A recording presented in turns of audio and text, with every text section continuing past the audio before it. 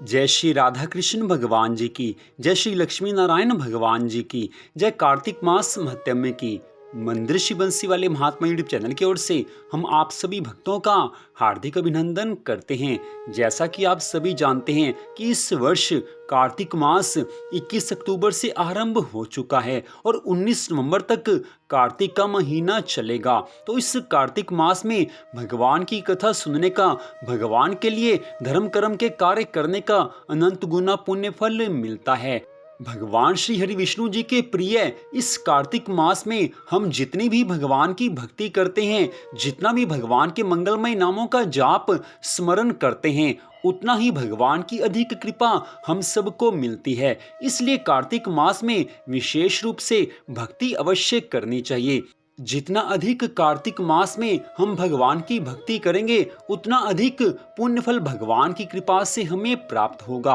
और कार्तिक मास में कार्तिक मास महत्म्य की कथा को तो अवश्य सुनना ही चाहिए।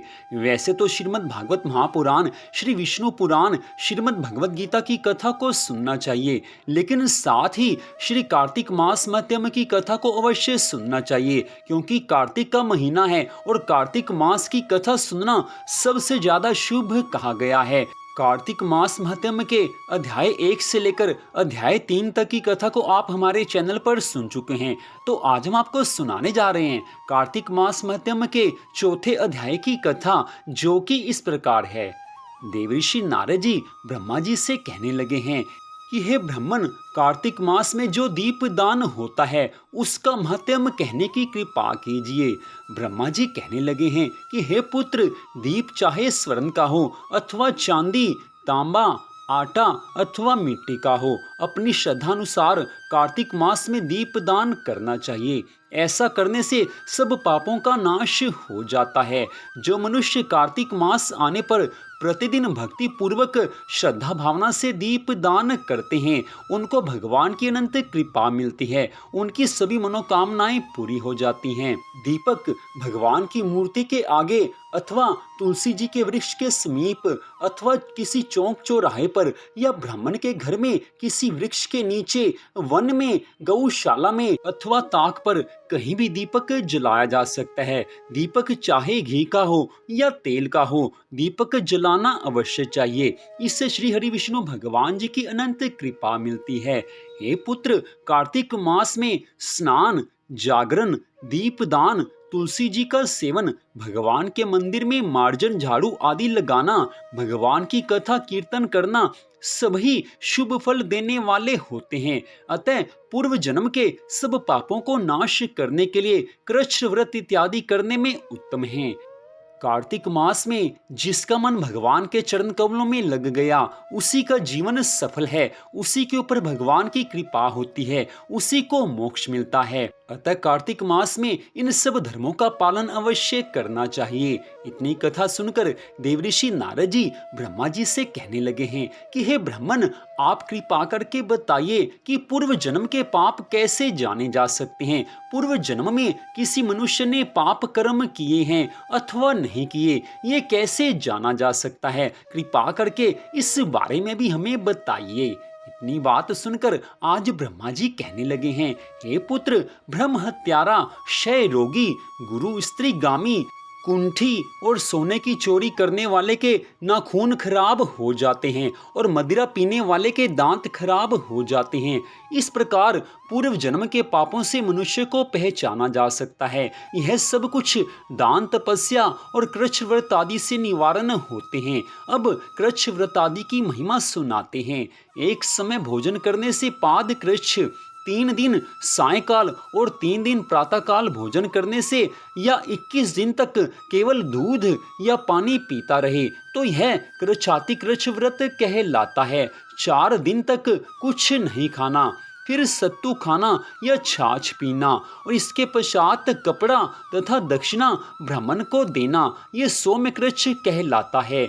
हे पुत्र, कार्तिक मास की शुक्ल पक्ष की चतुर्दशी तिथि को भगवान का पूजन अवश्य करना चाहिए। उपवास करके उस रात्रि को जल में स्थित होकर भगवान श्री कृष्ण जी का राधा रानी सहित पूजन करें। जो इस प्रकार भगवान श्री राधा कृष्ण जी का पूजन करते हैं उन पर भगवान की कृपा होती है, उनको भगवान के धाम में स्थान मिलता है। इस जीवन में उनकी सभी मनोकामनाएं पूरी होती हैं और भगवान की कृपा से उनको जीवन के अंत समय में भगवान के वैकुंठ धाम की प्राप्ति हो जाती है।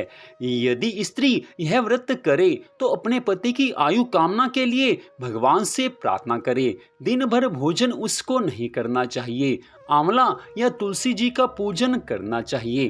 कार्तिक मास में आंवले के वृक्ष की जो पूजा करता है उस पर ठाकुर जी सदा प्रसन्न रहते हैं, उस पर श्री हरि विष्णु भगवान जी सदा प्रसन्न रहते हैं। इसलिए कार्तिक मास में विशेष रूप से आंवले और तुलसी जी का पूजन अवश्य करना चाहिए। जो भगवान की कृपा प्राप्त करने के लिए इन धर्मों का पालन करते हैं, भगवान ऐसे भक्तों से प्रसन्न हो जाते हैं। जो भक्त भगवान की आज्ञा का पालन करता है, सभी धर्म कर्मों का पूरी श्रद्धा भावना से पालन करता है, उसको भगवान की कृपा मिलती है। हे पुत्र, कार्तिक व्रत की समाप्ति के निमित्त ब्राह्मण को गौ दान करना चाहिए। अगर सामर्थ्य हो तो ब्राह्मण को गौ का दान अवश्य करें। अगर मनुष्य में गौ का दान करने की सामर्थ्य ना हो तो अन्न या धन इत्यादि जो कुछ भी चाहे वो ब्राह्मण को दान करे, लेकिन दान अवश्य करना चाहिए, क्योंकि मनुष्य जो कुछ भी दान पुण्य के कर्म करता है उसका अनंत गुना पुण्य फल मनुष्य को ही मिल जाता है। इस जीवन में मनुष्य जो कुछ भी करता है उसको उसका फल अवश्य प्राप्त होता है। इस प्रकार इन कृच्छ आदि व्रत के करने वाले भगवान को अति प्रिय होते हैं। हे पुत्र नारद, 84 लाख योनियों में मनुष्य योनि सबसे श्रेष्ठ मानी गई है और मनुष्य जीवन प्राप्त करके जो व्यक्ति भगवान के चरण कमलों में अपना मन नहीं लगाते, सदा भोग विलास में जो लगे रहते हैं, ऐसे मनुष्य कभी भी भगवान की कृपा को प्राप्त नहीं कर सकते। पृथ्वी आदि 5 भूतों से बने हुए और पीप और रक्त से भरे हुए इस शरीर को जो केवल दुख का ही कारण है, उस शरीर को केवल पोसने वाले और भगवान की भक्ति नहीं करने वाले सदा दुखी रहते हैं। यह शरीर पानी के बुलबुले के समान है, एक दिन इसका नाश होना निश्चित है।